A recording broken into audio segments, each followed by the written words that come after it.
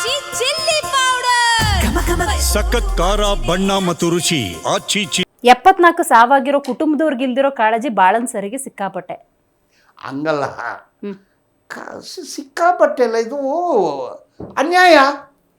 ಅಲ್ಲ, ಅವ್ರ ಕುಟುಂಬದವ್ರು ಅದನ್ನ ತಲೆ ಕೆಡಿಸ್ಕೋಬೇಕಲ್ಲ ಸರ್. ಯಾರು ಅವ್ರಿಗೆ ಇನ್ಫಾರ್ಮೇಶನ್ ಹೋಯ್ತಾ? ನೀವು ಪೇಪರಲ್ಲಿ ಹಾಕಿದ್ರ, ಟಿವಿನಲ್ಲಿ ಹಾಕಿದ್ರ, ಇದೆಲ್ಲ ಕರ್ತವ್ಯ ಅಲ್ಲ ಪೊಲೀಸರಿಗೆ. ಒಂದು ಸ್ಟೇಷನ್ ನಡೆಸ್ಬೇಕು, ಎಷ್ಟು ಕೋಟಿಗಳು ಖರ್ಚು ಮಾಡ್ತಾರೆ. ಒಂದು ಬಿಲ್ಡಿಂಗು, ಕಾನ್ಸ್ಟೇಬಲು, ಬಂದೂಕು, ಸಂಬಳ, ವೆಹಿಕಲ್ಸು, ಇದೆಲ್ಲ ಏನಕ್ಕೆ ಕೊಟ್ಟಿದ್ದಾರೆ ಅವ್ರಿಗೆ? ಯಾವುದೇ ಧರ್ಮದಲ್ಲೂ ಕೂಡ ಧರ್ಮಕ್ಷೇತ್ರಗಳು ಅಂತ ಒಂದಷ್ಟು ಇರ್ತವೆ. ಕೆಲವೊಬ್ರು ವಿಶೇಷವಾಗಿ ಇಂಥ ಪುಣ್ಯಕ್ಷೇತ್ರಕ್ಕೆ ಹೋದರೆ ಅಲ್ಲಿ ನಮ್ಮ ಪ್ರಾಣ ಹೋದರೆ ನಮಗೆ ಸದ್ಗತಿ ಸಿಗುತ್ತೆ ಅನ್ನುವಂಥ ಭಾವನೆ ಇದೆ. ಅಂಥ ಸಾವುಗಳನ್ನು ಕೂಡ ಈ ಪಟ್ಟಿಗೆ ಸೇರಿಸಿ ಷಡ್ಯಂತ್ರ ಮಾಡ್ತಿದ್ದಾರೆ ನೋಡಿ. ಇದು ಹೂಗೆ ಪೋಹೆ. ನೀವು ಹಾನೆಸ್ಟು ತನಿಖೆ ಮಾಡಿ ಸ್ವಾಮಿ. ಈಗ ನಾನು ಏನು ಕೇಳ್ತೀನಿ, ತನಿಖೆ ಮಾಡಿ ಯಾರ್ದು ಅದು ಹೆಂಗ್ ಸತ್ತ, ಅವನು ಪುಣ್ಯ ಸಿಗುತ್ತೆ ಅಂತ ಸತ್ತ ಹಂಗೆ ಬರಲಿ ರಿಪೋರ್ಟು. ಪಾಪ ಮಾಡಿ ಸತ್ತ ಅಂದ್ರೆ ಹಂಗೆ ಬರಲಿ. ಕರ್ಮ ಮಾಡಿ ಸತ್ತ, ಧರ್ಮ ಮಾಡಿ ಸತ್ತ, ಏನೋ ಸತ್ತ, ಇದು ಸರ್ಕಾರದ ಆಸ್ತಿ. ಅದು ಸರ್ಕಾರ ಹೊಣೆಗಾರ. ಇಲ್ಲಾಂದ್ರೆ ನೀವು ಗೌರ್ಮೆಂಟ್ ಹೆಂಗಾಗ್ತೀರಾ? What is mean by governance? ಅವ್ರು ಹೇಳೋದೇ ನಿಜ ಇರಲಿ, ಯಾಕೆ ಊತಾಕಿದ್ರಿ? ತಪ್ಪತಾನೆ. ಇಷ್ಟು ವರ್ಷ ಪೊಲೀಸ್ನವರು ಶಾಮೀಲಾದಂಗೆ ಆಯ್ತಲ್ಲ ಸರ್ ಇಂಥ ಪ್ರಕರಣಗಳಲ್ಲಿ? ಶಾಮೀಲ್ ಆದಂಗೆ ಆಯ್ತು. ಶಾಮೀಲ್ ಆದಂಗೆ ಇಲ್ಲ, ಶಾಮೀಲ್ ಆಗಿದ್ದಾರೆ.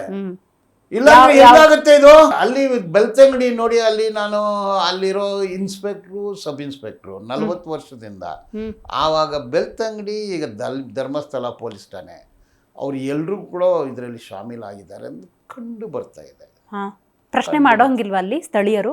ಇಂಥದ್ದೇನಾರು ಹೋರಾಟ ಮಾಡ್ತಾರೆ, ಅವ್ರ ಮೇಲೆ ಅವ್ರನ್ನ ಹೊಡಿಯೋಕೆ ಹೋಗ್ತಾರೆ, ಕೇಸ್ಗಳಾಗ್ತಾರೆ. ಬುರ್ಡೆ ಗ್ಯಾಂಗ್ ಅಂತಾರೆ, ಕಿತಾಪತಿ ಗ್ಯಾಂಗ್ ಅಂತಾರೆ, ರೋಲ್ ಕಾಲ್ ಗ್ಯಾಂಗ್ ಅಂತಾರೆ, ಫಾರಿನ್ ದುಡ್ಡು ಅಂತಾರೆ, ಫ್ರಾನ್ಸ್ ಅಂತಾರೆ, ಜರ್ಮನಿ ಅಂತಾರೆ, ಜಪಾನ್ ಅಂತಾರೆ. ಎಲ್ಲ ಸುಮ್ಮನೆ ಎಲ್ಲ ಬುರ್ಡೆ. ಇದೇ ಬುರ್ಡೆ, ಒಂದು ತಲೆ ಬುರ್ಡೆ, ಇದು ಬುರ್ಡೆ.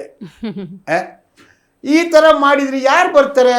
ಕುಸುಮಾವತಿ ಅವ್ರು ನಿಮ್ಮ ಹತ್ರ ಬಂದಾಗ ವಿಶೇಷವಾಗಿ ಈ ಅರ್ಜಿಗೆ ಸಂಬಂಧಪಟ್ಟಂತೆ ಅವ್ರ ಭಾವನೆ ಏನಿದೆ ಸರ್? ಏನು ಹೇಳಿದ್ರು? ಹೇಳ್ತಾಳೆ, ಇಷ್ಟೊಂದು ಸಾವಾಗಿದೆ ಅಂತ ಹೇಳ್ತಾಳೆ. ಕಣ್ಣಲ್ಲಿ ನೀರು ಬರ್ತಾನೆ ಇತ್ತು. ಗೊತ್ತಿದೆ ಅವ್ರಿಗೆ, ಅವ್ರ ಮಗಳನ್ನ ಕೊಂದವರಿಲ್ಲ, ಅತ್ಯಾಚಾರ ಮಾಡಿ ಅವಳನ್ನ ಕೊಂದು ಬಿಸಾಕಿದ್ದಾರೆ. ತಾಯಿಗೆ ಹೆಂಗಿರುತ್ತೆ? ಅಳ್ತಾಳೆ. ಹೌದು ಸರ್. ಈಗ ಕೋರ್ಟು ಈ ಒಂದು ಅರ್ಜಿಯನ್ನು ಪುರಸ್ಕರಿಸಿದೆ, ಮಾನ್ಯ ಮಾಡಿದೆ ಅಂದ್ರೆ ಯಾವ ಆಧಾರದಲ್ಲಿ ನೋಡಿ ಎಸ್ ಇನ್ವೆಸ್ಟಿಗೇಟ್ ಆಗ್ಬೇಕು ಅಂತ ಹೇಳುತ್ತೆ? It's a simple logic. 74 death over a period of 12 years. Documents that has to be investigated. Investigate ಮಾಡೋಕ್ಕಾಗಲ್ಲ ಅಂತ ಹೇಳೋಕ್ಕಾಗುತ್ತೆ. ಇದು ರಾಂಗ್ ಡಾಕ್ಯುಮೆಂಟ್ ಹೇಳೋಕ್ಕಾಗುತ್ತೆ? This are all public document. ಪಟ್ಟಿ ಮಾಡಿ ಕೊಟ್ಟಿದ್ದೀನಿ, ಪ್ರತಿಯೊಂದು ತಗೊಂಡಿದ್ದೀನಿ, RTI ನಲ್ಲಿ ತಗೊಂಡಿದ್ದೀನಿ, ಎಲ್ಲನೂ ಸರ್ಟಿಫೈಡ್ ಕಾಪಿ.